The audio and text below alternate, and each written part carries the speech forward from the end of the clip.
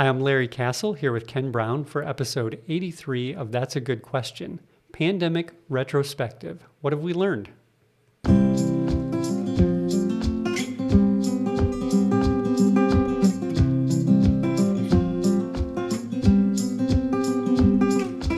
Pastor Ken, this week marks the second anniversary of the beginning of all of these COVID-related restrictions across the country. Can you believe that? 2 years?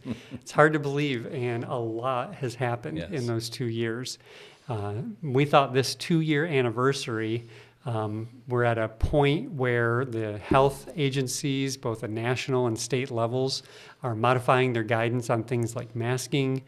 Politicians in both parties are saying it's time to get back to normal. And even this past week, the president mentioned all of this in his State of the Union address. And I'm going to read an extended quote here.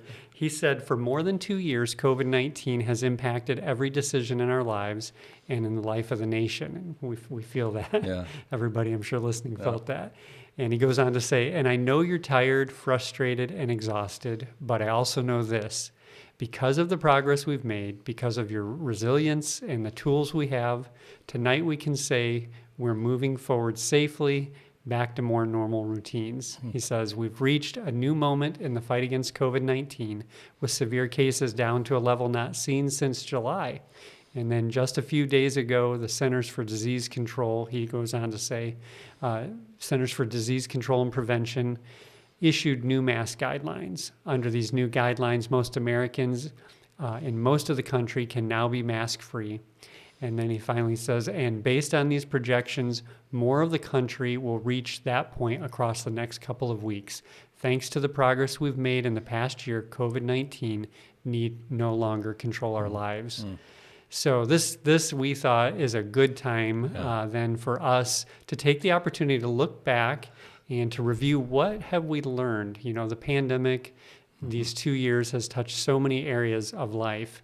And in addition to the life and death decisions about when and how to assemble for work or school or church and under what conditions, and then later, whether or not to get the vaccine, the pandemic presented immense challenges for leadership. Yes, we experienced this as leadership in our church. It raised questions about our relationship as a church to the government, about the gaps that can appear between reality and all of the misinformation that spreads across social media, about things like the origin of the virus, about how to treat the virus, whether or not the vaccine is just getting hyped to harm the president, for example. Just all kinds of misinformation we had to deal with. Whether churches are essential was another thing. Yeah. Oh, exactly. Oh, and that word. We'll talk about that, I'm sure. Right. But I recall that we had discussions in early March. I remember starting to talk about this. I remember us going, "This seems like this might be a big deal." Yeah, exactly. Standing in the offices there. And we talked with our leadership about what do we need to do about this. And we needed to position ourselves with the factors that are coming to light. And I think those early decisions that we made, the steps we took, the deliberation, made a huge difference in how we were able to navigate and how we were all able to come out the other side of this. Yeah, I agree. Well, when you say we needed to think about how to position ourselves, I think that's exactly right, because all of those issues are going to affect how the church comes off, how the church corporately looks toward the community, and all of us were in this together. Boy, some ways I shudder to go back in my mind 2 years ago and the decisions with which we were confronted, and that we had to decide some of them in short order. But I do think the course that we set in those early days did put us in good position in a bad situation to come out of it well, or actually I would argue, frankly, even better than when we entered, believe it or not. If you just look at the metrics, attendance and giving the last 2 years have been records for giving. Attendance is thankfully now back to where it was pre-pandemic, with some new faces as part of that, with some who've moved on, to be sure, only some. And so that's all in all put us in a very good position By those measures, and most important, I sense that our church is doing well spiritually. And after all, the money and the ministries are all for that purpose, so that folks can grow in Christ and we collectively, as his church, advance his mission. Now, at the outset, the decision as to whether to meet in those opening weeks a few years ago, and even months, at the outset, it wasn't very hard. We couldn't, and no one did. It meant we had, though, to hastily develop alternative forms of getting our message out. So you did a great job, great work in heading up a crew to implement something that we'd wanted for a good while, live streaming. The live streaming capability we've wanted for a long time because we have some folks in our congregation who are shut in. They can never come. Yeah. And you remember the first several weeks of the shutdown, it was just audio. And it was just audio from my office, and we squeezed a couple of our musicians in to lead songs, and we made it work. Yeah. But then you did a bunch of research on equipment. We purchased some of that equipment, and we started live streaming. It was one of those things that was super easy to get started, so we thought, and then but to really make it so that it was easy to watch and easy to listen to, it took some work. Took a little bit, but you guys really tweaked it and did it well. It runs like a fine-tuned machine now. So we started live streaming from the auditorium, but again, with just a musician or two, a few of you manning the AV booth, and then me in the pulpit. So it was really weird, and it was hard. It was sad to see an empty building with all of us who were there and all of us who weren't there wanting to get back. But when we should get back together involved a few factors that reared their heads very early on. How serious is the pandemic was a question that came up very early. And how can we cooperate with the government but not harm our people and our mission all at the same time? And the answers to those were clouded by, as you mentioned earlier, the misinformation machine that revved up immediately and was somewhat difficult really to keep up with. Within a week, I had someone email me, within a week, 2 years ago when the shutdowns first happened. I had someone, and a very good person, and a person that I love dearly, but they forwarded to me a long rant by a Lutheran pastor. The fact that he's Lutheran really has nothing to do with it, but it happened to be a Lutheran pastor who I'd never heard of. But this Lutheran pastor was suggesting that Governor Whitmer was using this whole thing to institute martial law. As we record this session right now. I just really can't help it that early on. To say something like early that. on, right away. This is what we look at all that we learn and saw happen through 2 years to think that you could even if that were going to happen, that you could know that. Exactly right. Exactly right. You have to be predisposed to be looking for something like that. And I had that happen. It's funny you should mention that, but I had that happen in a conference call, a Zoom call with a Canadian brother. I was on with a bunch of pastors, a Canadian pastor. Now, Canada really had a different situation than we had. I mean, Canada really had some draconian lockdown stuff, and churches really needed to make some hard decisions and did. And one guy graduated from our seminary, is up in British Columbia, I think it is, and he went to jail. There were videos of him leaving his kids and his kids crying. I mean, it was just really heartrending. So Canada was a whole mess. But we had this conference call with this Canadian pastor before it became a mess. It was very early on. And he was talking about, even weeks before that, how suspicious he was of it. And the government hadn't really done anything at that point. So a lot of people are, because of the things they read, because of what they think is coming, they are jazzed for this. They're already prepped and primed. And things that might not be true indicators of it seem like it because you're interpreting everything. Exactly, you're looking at it through that lens, right.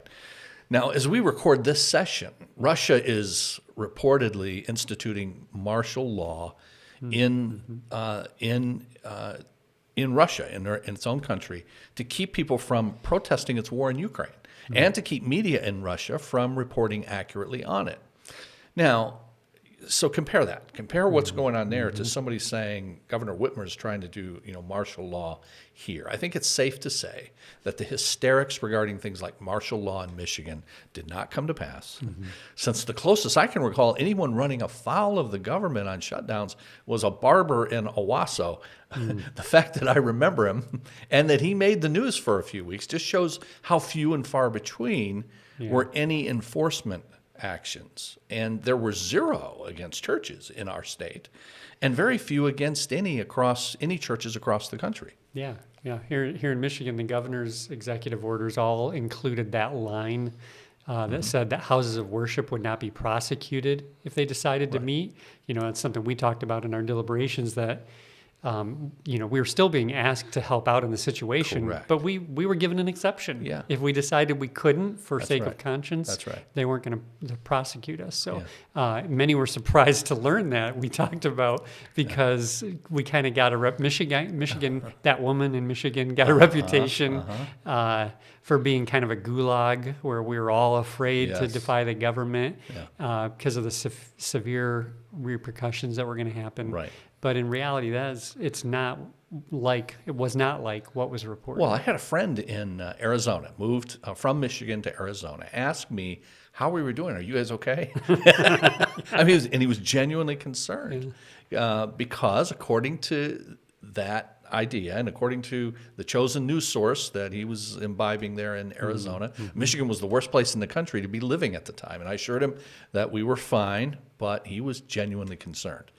Now, from the outset, then, I began getting forwarded emails from well-meaning people, all trying to get me to see it their way. That this is a ploy of for some nefarious government purpose, that it was foisted on the world by China. It didn't come from a wet market in Wuhan, but it was instead released from the infectious disease lab in that city, that you need not shut down because herd immunity will do the trick. That is, just go about your business, let the herd get infected, and thereby naturally become immunized, and the problem will go away. And on it went, just all kinds of these. Now, regarding that Wuhan wet market versus the lab, 2 separate studies released just last weekend both point to the market as the origin rather than the lab. I'm not saying that's conclusive. I don't believe it is conclusive. I don't have a dog in that fight. I don't really care whether it came from the market or came from the lab. I don't understand and haven't understood for 2 years the fascination with it, though. We all agree it came from China. We all know that it came from Wuhan in China. If the claim is, and this is what I sense is being implied, is that if it came from the lab, then it was intentionally released by China to kill millions throughout the world, including, by the way, in China. Well, if that's what you think, then come out and say it. Don't just imply it and throw this thing out there, rather than traffic in innuendo. If it was intentionally released and it's killed nearly 1 million of our own people here, more than 1 million people, we have 960,000 who have died in the U.S. That's more than died in World War I, World War II, and Vietnam combined. Then that would be an act of war if China did that. Yet President Trump did not declare war, nor has Biden, because presumably they don't know. And they have access to literally the best intelligence in the world. So if they don't know, then your cable news commentator, some dude on Twitter, or a podcast. Not even my uncle on Facebook? I mean, not really. I don't. My uncle on. He I'm does trying know to think. everything. Is my uncle on Facebook? I don't really have an uncle on Whoever your Facebook, uncle but is. yeah. When you say that too, I'm just thinking about, speaking of social media and how these things tend to go with that is there has been. I've heard a lot made of that, like you said, and have been a little puzzled. Why is that a big deal? Okay. Unless the innuendo is like you're Right. saying. But then I hear some of the same folks now with what's going on in Ukraine. For some reason, finding it important to talk about, their president's not really all he seems to be. And I don't understand the point of what they're saying, you know what I mean? Yeah. But it is like, I think it's what you're saying. Yeah. There's just on an undercurrent level Yes. trying to Yes. say something weird's happening. Yeah. And I'm not really going to come out and say what's weird because it doesn't actually make sense. But Yeah, no, I see that. And on the Ukraine thing, our last episode for our viewers, if if you didn't hear that or see that, we talked about Ukraine last Yeah, week, and yeah. I mentioned that Yeah. there is this weird, defense of Russia from conservatives, Yeah. and you now nobody. In fact, people are having to walk back. Since you mentioned Ukraine, Sure. people are having to walk back what they said initially. I mean, President Trump came out and said it's a genius. What Putin has done. Now, he hasn't walked anything back. He just says that he's gone silent. As far as I know, he hasn't said anything about it. So it's going to be interesting to see how he recovers from saying this is genius as we see people bombed, and cities bombed, and refugees and all that. Tucker Carlson really went on record for several nights about Russia and why we don't care about Ukraine and why we shouldn't and why we should really be supporting Russia and all that. Now, it's my understanding, I think last night, just recently, he came out and said, I was wrong about that. So good for him, better for him. How did you get mixed up about Russia? I don't understand. But there's something weird going on with the conservative movement and Russia love. Well, and I think the common denominator between that and the topic for today is these issues that are, some of them, I mean, like what's going on in national politics and international politics, it's inherently political. But a virus is not inherently political. But the common denominator here is tying them in ways that are really indiscernible why you would politicize that aspect of it. Like whether or not the president of a country that's being attacked and invaded is a guy you should look up to. The country's being attacked. Is there justification? It's unprovoked. He's getting credit for being Churchillian, and they're saying, he's not really all that. He's not. Don't give him all of those plaudits. Seems like a distraction from the actual subject.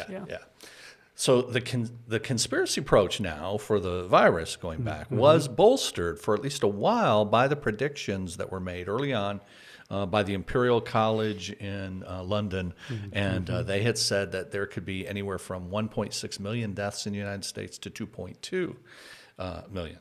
And in those early months, many of us really, I can remember not really knowing anyone personally who had gotten COVID, or therefore nobody had gotten really ill from it, and almost no one who had died. So anecdotally, it seemed to contradict those large predictions about what would happen.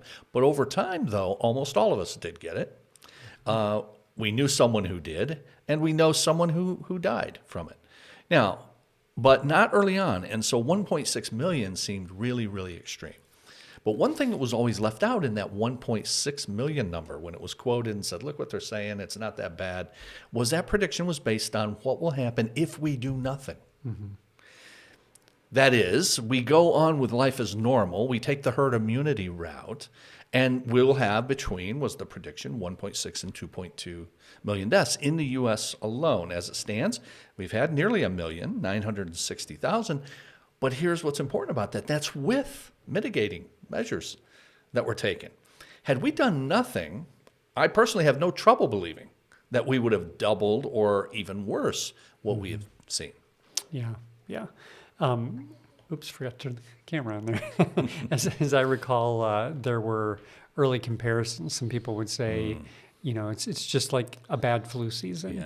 So if we can live with the flu, why can't we just live with COVID? Rush Limbaugh said in the early weeks, folks, this is the flu, and many believed it. And it's just being hyped, especially to harm President Trump's reelection chances. But the average number of deaths annually from the common flu is 38,000. We've had 960,000 COVID deaths in 2 years, or about 500,000 a year. And again, that's with mitigation measures. So, as you say, and this, I'm sure we'll talk about it. But as soon as you say that, then I think of the other things that people will immediately, the subject will change to number accuracy. And we can talk about that later. We can talk about that later, So there was no comparison, and there is no comparison to the flu.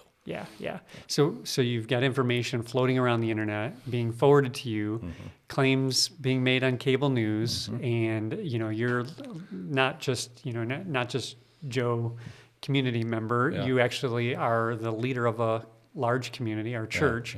So how do you go about sifting through it to get to what's real, what's actionable for you as a leader? That's a very good question, and it does get to things we need to take away, things we need to learn through this. And first of all, you have to know your limitations. If you're not a medical doctor, don't try to play one. Please, yes. I'm not.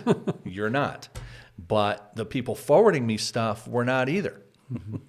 Now, they would sometimes forward things, I grant, from someone with a DR before their name, but almost without exception, because I would look into it. These were not virologists. They were not epidemiologists.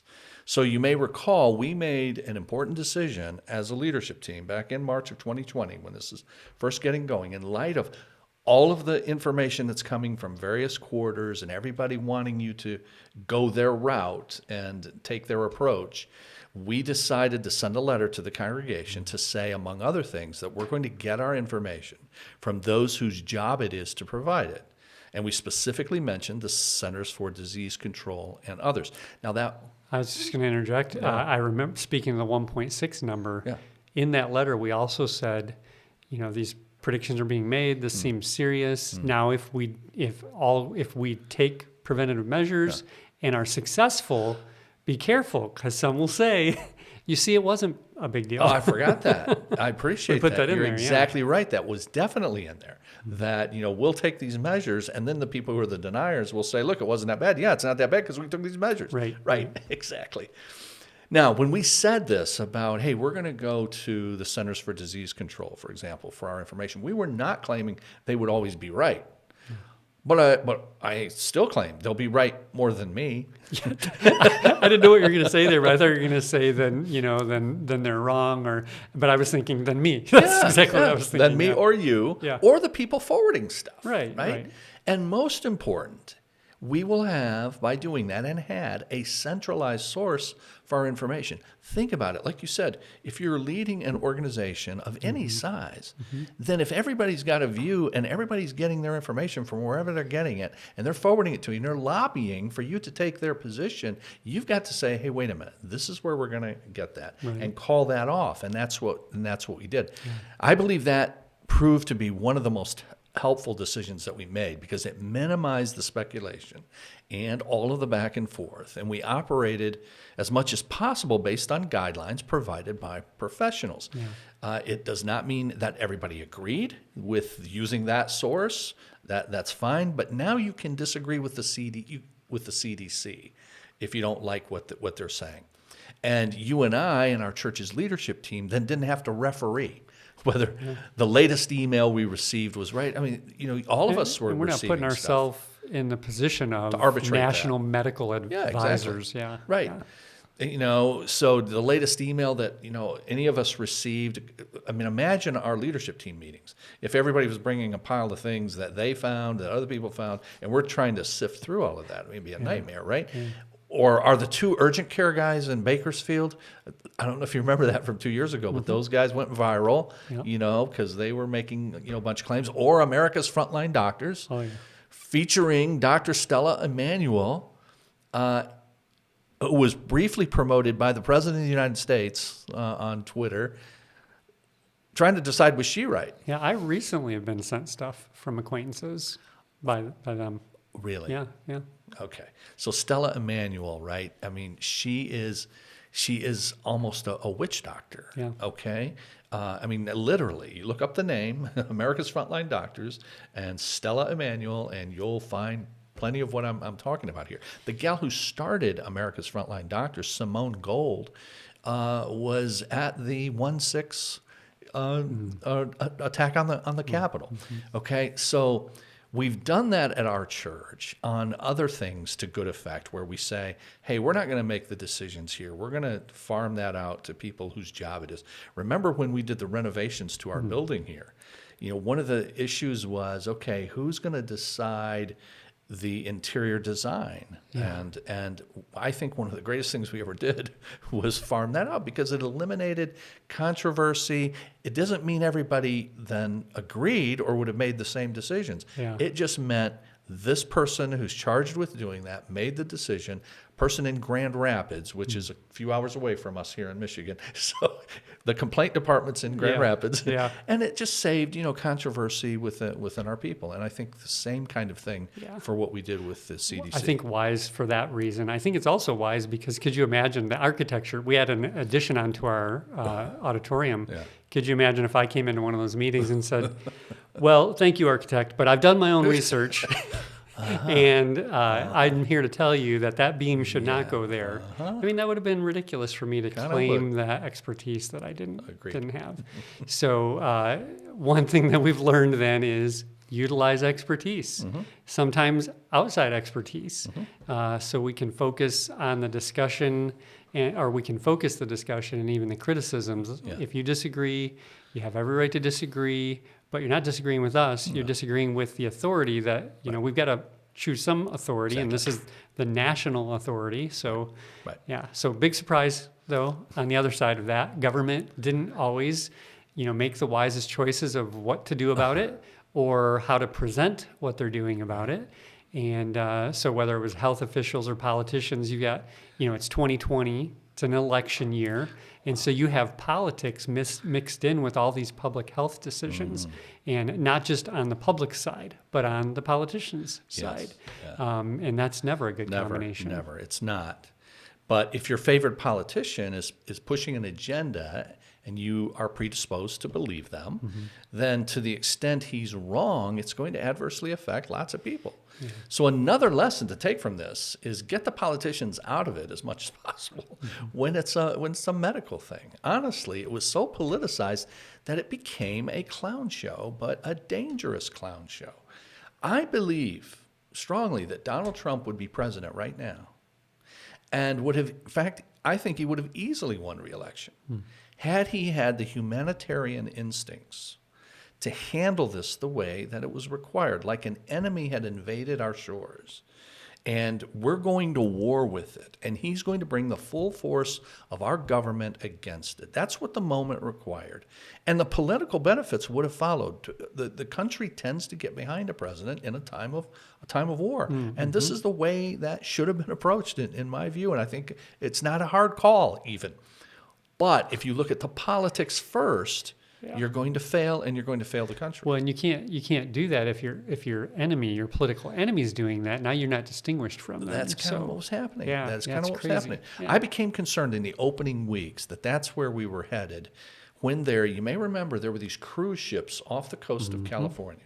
Held there, and President Trump had to make the decision whether or not they were going to be allowed to dock and the people were going to be able to get off because there was this outbreak of COVID on these cruise ships. Now, this was very early on. Hardly anybody in the country had it, but there were several people on these cruise ships. And he publicly said he did not want them to dock because doing so will inflate our COVID numbers, and it's not our fault. We didn't do anything wrong. So immediately, that's where his mind's going. Who's going to get blamed for COVID rather than, as I say, the humanitarian instinct to just say, all right, we're going to fight this thing, and we're going to take this thing on.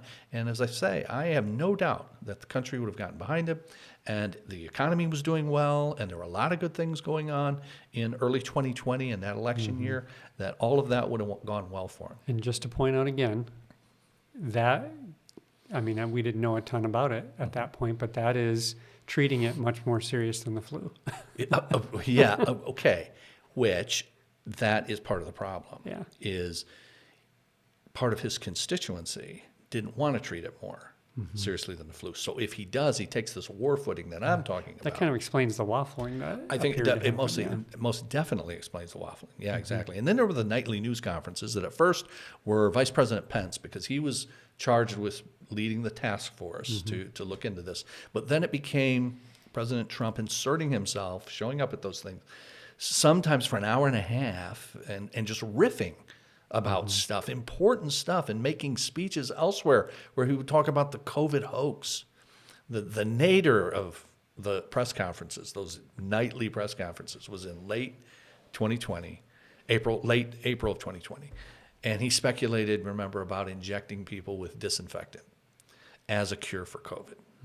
Just a few weeks before that, when we were only a very few weeks into the pandemic, he was talking about how great it would be for churches to be packed on Easter of that year. Just a few weeks away, when in fact there was no chance for that to happen, and sadly it didn't. So there was this we've got this hope. Yeah, maybe we'll all be back to to church by Easter. There's no chance that's going to happen. And these theories that are floated about cures and that kind of thing. Had he taken this on that wartime footing, the country would have largely gotten behind him. the administration developed in warp speed, what they called Operation Warp Speed, amazingly effective vaccines, and he should have been able to then take credit for all of that. Yeah, that was one of the things that's just a mystery to me in conversations with people after, in the days after the election and all of the, discomfort and expression of discomfort about vaccination. And I didn't understand because it was, we criticized Democrats who said, I won't take that vaccine because it's developed. I don't trust him.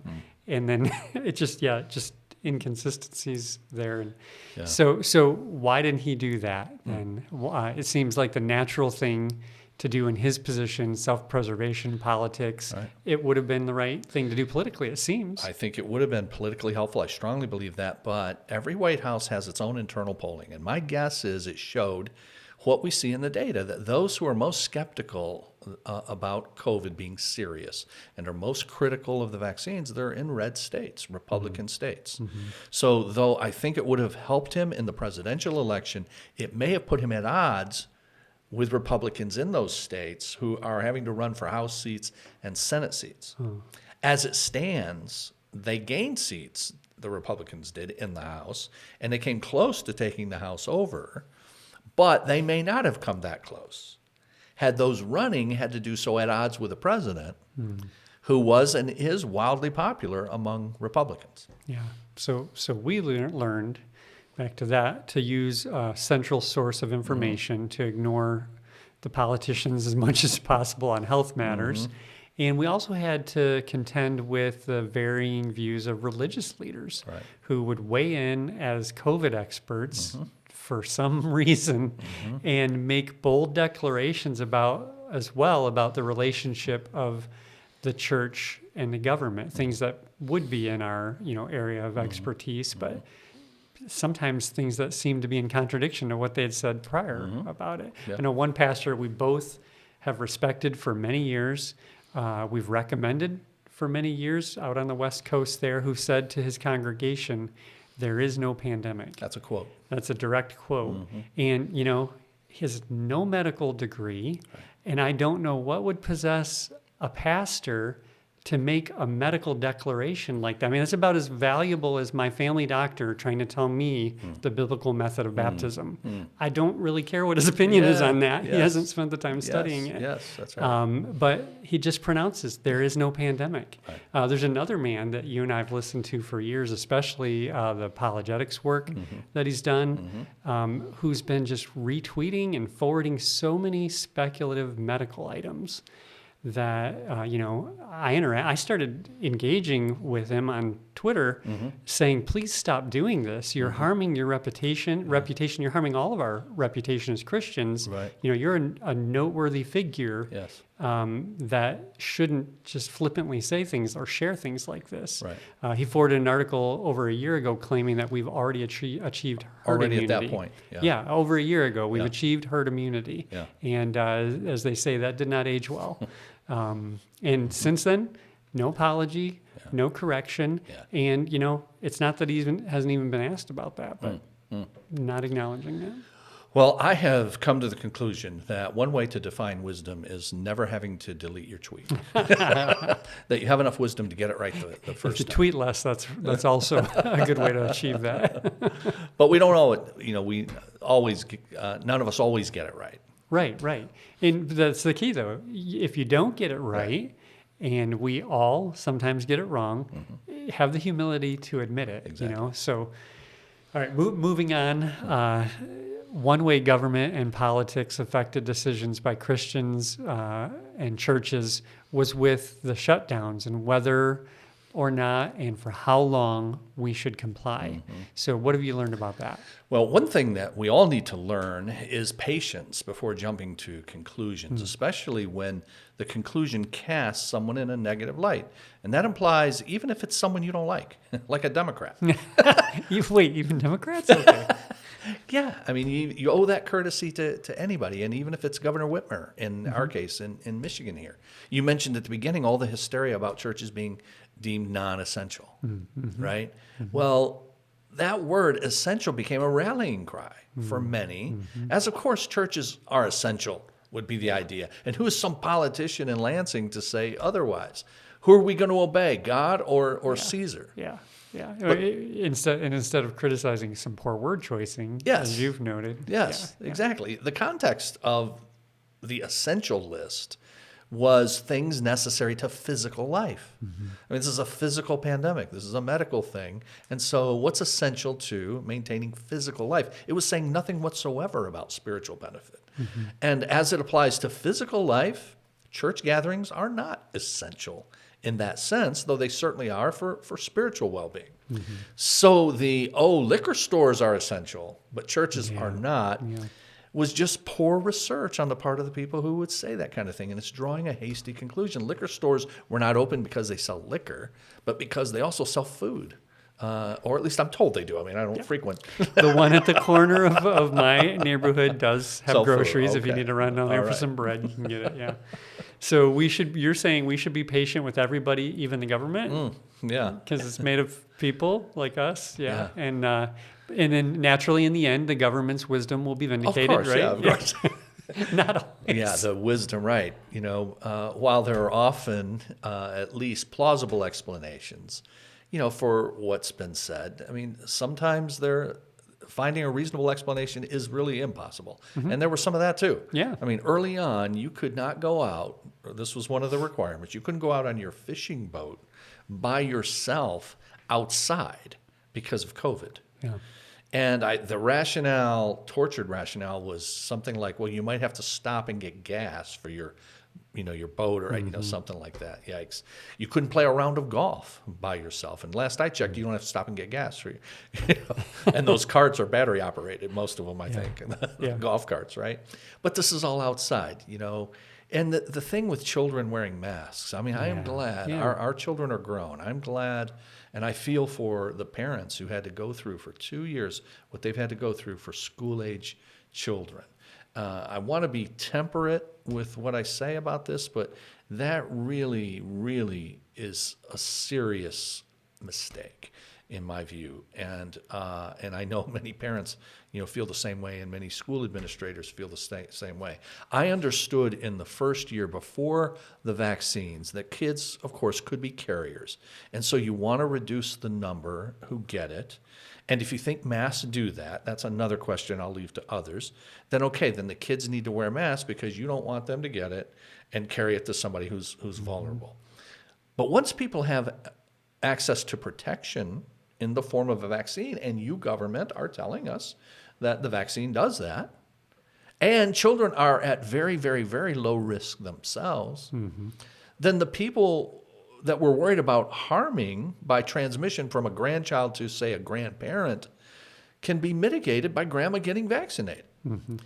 And yet, over this last year, while you've had the vaccine available for grandma to do that, you've still had kids mass at school every day for, it appears to me that the kids were probably masks for up to an extra year beyond what they really needed to. It was just rescinded in most states, and here in Michigan just a couple of weeks ago.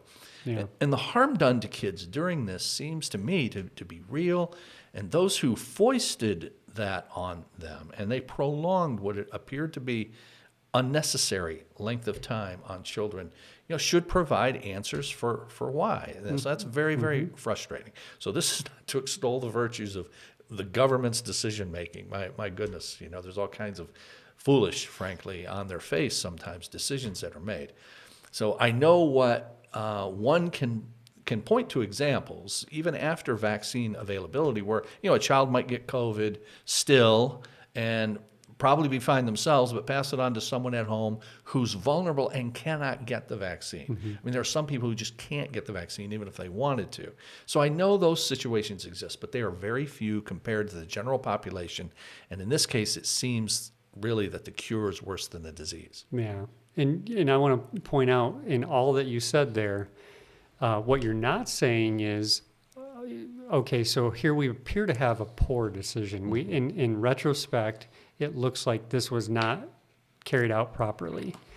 But you're not saying it was a social experiment to make sure they could control us, the conspiracy theory. You're also not I'm saying, not. see, I hope everyone will apologize now because masks are not effective. They just don't work. Yeah. That's also Saying not, none of but that. I've heard both of those things given as allegations now. And that's not what you're saying. Okay, it's a government agency. It's possible that they can make a mistake. Yes, that's true. I'm just trying to make clear that although we did our level best to try to cooperate with the government, it's not because the government always gets it right. Right. A lot of times they don't get it right. Yeah. Yeah. Yep. All right. So back to the shutdown of churches. What did we learn these past 2 years related to that? Well, our position was and is that we should cooperate with the governing authorities as much as possible, but that we cannot do so past the point where we're asked to do something God forbids or told we can't do something that God requires. And I said that in a sermon just this past Sunday. We were in Acts chapter 5, and Peter says to the religious authorities, we must obey God rather than men when they say you can't preach the gospel. Well, we would have to say the same thing. But even in the case where we're asked to forego meeting for a period of time, as we were, we will and did comply, as I said, as much as possible. But notice the as much as possible. The limiting factor is the well-being of our congregation. So we started meeting before the government wanted us to, because we sensed it was taking a toll spiritually. We went as long as we could, longer than some other churches did with complying. But we couldn't go on indefinitely, and we didn't go on indefinitely. And though we also did not break that defiantly. No. As again, our approach is to cooperate as much as possible in biblical submission to government. But we have a responsibility to our church family, somewhat akin to what a father or the parents have to their biological family. We cannot do something that will be harmful to those who are under our care. Yeah. So I'm pleased that overall, with how we were able to navigate that, especially after the availability of the vaccine, because then for me, that changed things. Because now folks have a choice as to whether they want to do that and they want to protect themselves in that way. And now we can say, okay, decide if you're somebody who doesn't think it's a serious matter, Yeah. then you're okay to get into the crowd and come to worship, okay. But others then have an availability to protect themselves. Now we can get back together. Yeah. And I point out too, back when you're saying the way that we did what we did, even if when we got to the point where, okay, we're going to break with the letter of the law in some aspect, gathering sooner, Yeah. and actually it wasn't, that groups couldn't gather, but in the number that we were gathering in, we still tried to observe, all the mitigation techniques that were being recommended by the experts. So True. just because we weren't trying to be defiant, No. we just, like you said, trying to observe both as much as we could. Right. So, and now you mentioned the vaccine a few times. Let's be clear about whether you're saying everyone should get vaccinated. And I cannot say, again, not a medical doctor. Right. So each person has to decide that. I did want to ensure during all of that, though, that our church position itself and its outward-looking face toward the community as people who are pro-science people. And not everybody who doesn't want to get the vaccine is anti-science. I'm not saying that. But many are. And I didn't want that to become the face of our church. So we'll do our best to cooperate to keep you all healthy, we're saying to the community. That's what we wanted to put forth. And that should be considered with regard to whether you take the vaccine or not, as each of us deliberates about whether to get it. It hastens the onset of herd immunity because you've got that protection, and then if people get it, immunity, at least in some form, from actually just getting the virus, well, then together that creates a kind of community immunity, and that's good for everybody. But having said that, once a vaccine was available, then the responsibility in our minds moved from a community responsibility for one another to now an individual responsibility. You now have to make a choice. The vaccine can protect you if you want to be protected. If you don't or you can't, then of course that's an individual decision. Yeah. So hopefully now this 2-year mark designates an end to COVID as we've experienced it.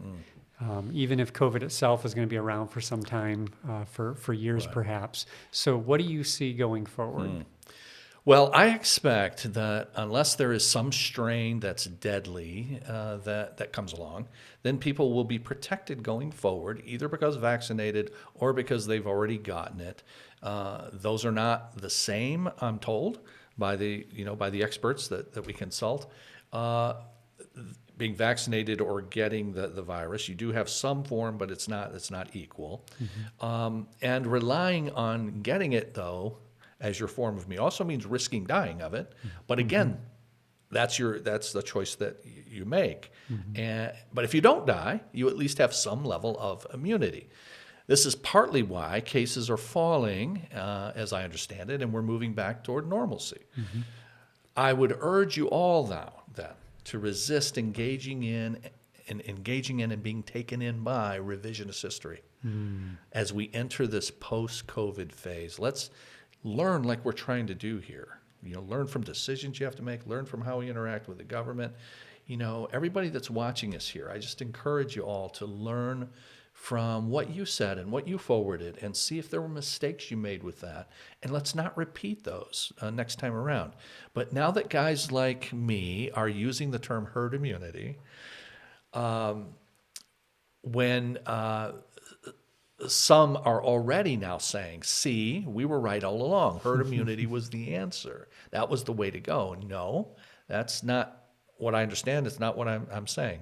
Immunity brought on largely by vaccinations is different than immunity brought on by getting sick and risking death. That's a different thing. That touches on another thing that I hear talked about, and I don't know if it's always accurately talked about, is, a big point that I've heard folks make is you can still get COVID once you've been vaccinated. All right, so now you have vaccination immunity and acquired immunity from having had the virus. But having had it in a way where your chances of being seriously ill or dying from it are almost zero. It's already low, but really low. Well, I mean, one of the truths about if you get it with a vaccine, you're not risking hardly at all, very minimal, that anyone will go to the hospital, and almost completely nil that someone's going to die from it. Whereas if you are taking the chance to get it and get some form of immunity that way, then you're running this risk that you indeed could go to the hospital and in fact could die from it. That's just, I'm not violating my own rule here then when I state this by trying to be a medical doctor. I'm just saying let's compare apples to apples here. And the fact is those are different things. You can argue that vaccines are not effective if you like, and I won't engage because, at least not in my role as pastor. If you just want to talk about it as, a friend, then I'll give you my 2 cents on it. But that's outside my scope as a pastor. But I'm already starting to see this kind of revisionism happen. Similar to the way that for years I've heard conservative economists who, as I read economists, I like to read conservative economists generally. But one of the things I've noticed is, and I've never been persuaded by, is conservative economists who talk now about what we should have done in the 1930s and 40s to overcome the Depression. And if we had only done, and if you had only followed, well, guess what? When you were in the throes of the Depression in the 30s and 40s, hardly anybody, if anybody, was making those kinds of arguments. And the same thing is true here. When you look back on in the very beginning of this, not the people who act like, if we had only done, it's really pretty simple. If we had just let everybody get it. And well, nobody was saying that, certainly in the opening days of this, just let everybody get it and then risk dying from it. Or another form of revisionism is the criticism I've heard of Biden, who said during the campaign that anyone who has had as many deaths occur as Trump did under his watch is not fit to be president. And yet in the first year of Biden's term, he had actually more. Now, that's true, and that's a fair criticism. But here's where it goes off the rails. When that criticism is leveled by someone who denied the death numbers. You mentioned the death numbers to begin with. Remember, we all had to endure all the stuff about the death numbers being inflated. It would be compared to the flu, but the same organizations count both. So how are you doing that? Or the COVID deaths are inflated so that hospitals can get more money. Remember that? So that would involve an enormous conspiracy that would include doctors all over the country, and administrators signing death certificates as being for COVID so that they can get more money. But now when the number of deaths is high under Biden, it's a negative for him. And so the numbers are suddenly right. You see what I mean? If you're going to take the numbers and criticize anybody, well, then you're tacitly admitting that those numbers are accurate. A better approach would be this. How about just let's be consistent? Right. No matter whose ox is being gored, whether it's a Republican or a Democrat or whoever, let's care more about the substance, let's care more about the data than we do about who wins or loses. Yeah. And I will just say, I've noticed that when you try to take that approach, you'll find yourself in the, sometimes awkward position of criticizing the people you want to see successful. That's right. But because you're trying to champion the truth, That's and right. if we do that consistently and hold the people that we elect accountable to the truth like that, it'll be easier to have good people elected. This is all the last comment I have on this. But look, friends, we're doing this retrospective. It's a little bit longer episode, I think, than we normally do. But because it's really important, this has been quite a 2 years. And it has had the mix of all the kinds of things we're talking about. And much, much more could be said. But what we have tried to navigate through this, and now, Lord willing, we're at the end of it, practically speaking. It would be a tragedy if we don't take out of it some valuable lessons that we don't then repeat the errors of in the future. Because believe me, even beyond a pandemic, there are going to be plenty of opportunities to repeat similar kinds of errors with forwarding falsehood, making bad arguments, those kinds of things. We can't do that, and we've been trying to hammer that home. And I wish we could just put a bow around it now then. Okay, it's a 2-year retrospective. This is what we learned. Okay, let's all do that, and let's all move forward. I expect we're probably going to have to remind every so often, but I'm really making this earnest plea to all of us to learn as much as we can out of these past 2 years and move forward without making some of the same errors. Yeah, that sounds good. We've learned a lot, and I hope you've learned a lot. I hope you've been able to gain some wisdom from these discussions about these topics, and I hope we've been able to play a part in that. We appreciate you watching. I remind you, if you don't already, subscribe to our YouTube channel, hit the notification bell so that you know when new episodes come out. We try to release a new episode every Saturday at 2 p.m., and we'll look forward to seeing you in the next one. If you have a question you'd like us to consider, you can send that in to our email address, info@cbctrenton.com, or text it to us at 97000.